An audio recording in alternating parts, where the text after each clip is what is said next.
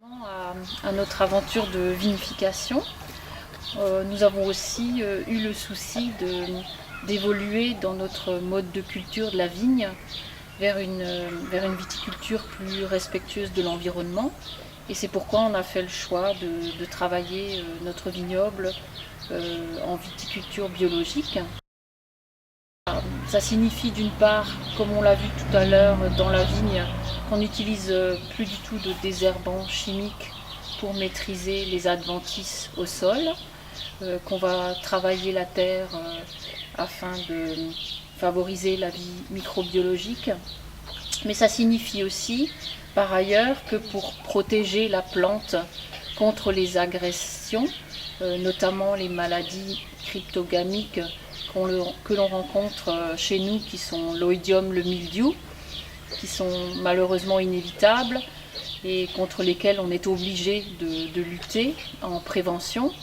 Là aussi, on a fait le choix de ne plus utiliser de produits de traitement issus de la chimie de synthèse. C'est-à-dire qu'on traite uniquement avec de la bouillie bordelaise, c'est-à-dire du cuivre essentiellement, et du soufre.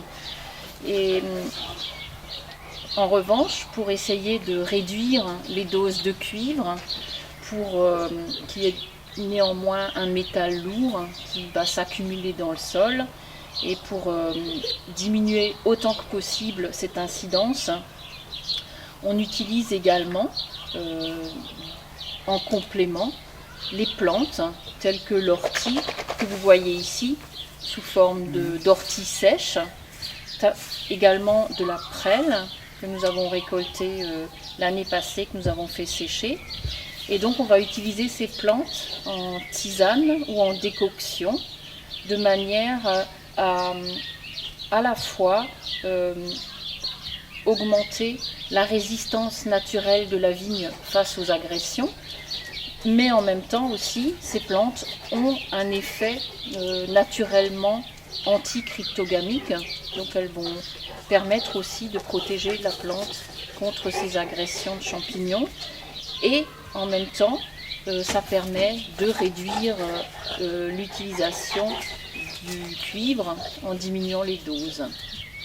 Donc tout ceci dans le but de parvenir à un équilibre le meilleur possible, bien sûr, même si ça reste un certain idéal, mais en tout cas vers lequel on tend pour travailler de manière à préserver autant que possible l'environnement, préserver également la santé des personnes qui appliquent les traitements et les personnes qui travaillent dans la vigne après les traitements.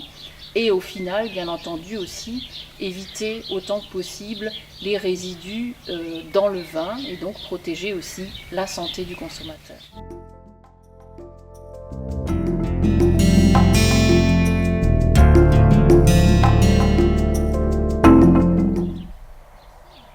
Voilà, nous sommes ici au domaine Greiner, au pied du magnifique coteau du Chenambourg, que nous avons vu de plus près tout à l'heure. Nous avons décidé de nous installer au canal de Riquevire il y a 8 ans de cela. Nous avons quitté le centre historique très charmant, très pittoresque, mais malheureusement peu fonctionnel pour le travail d'un vigneron et l'équipement nécessaire. Et en réalité, ce choix nous a permis de nous lancer dans cette aventure des vinifications et de la commercialisation de nos propres bouteilles, puisqu'ici, par l'espace, par l'accessibilité, cela nous a facilité le travail et ça nous a ouvert de nouvelles perspectives. On est dans un environnement qui n'a rien à voir avec le caractère médiéval et pittoresque et touristique de la cité. On est à l'écart, mais en même temps, on est dans une dimension plus contemporaine, mais aussi peut-être dans un cadre très vert et très naturel qui nous convient bien aussi. Je vous présente une partie de la famille Greiner, la nouvelle génération. Notre fils aîné Jean et Vincent, qui tous deux contribuent déjà au travail de la vigne, de la vinification et de la commercialisation. Ils sont encore en études pour l'instant, mais sont fortement impliqués déjà dans l'exploitation et très intéressés en tout cas, surtout depuis que nous vinifions nous-mêmes. Et donc on espère qu'avec ces forces réunies, on va pouvoir aller de l'avant et développer notre exploitation dans les années à venir. Voilà.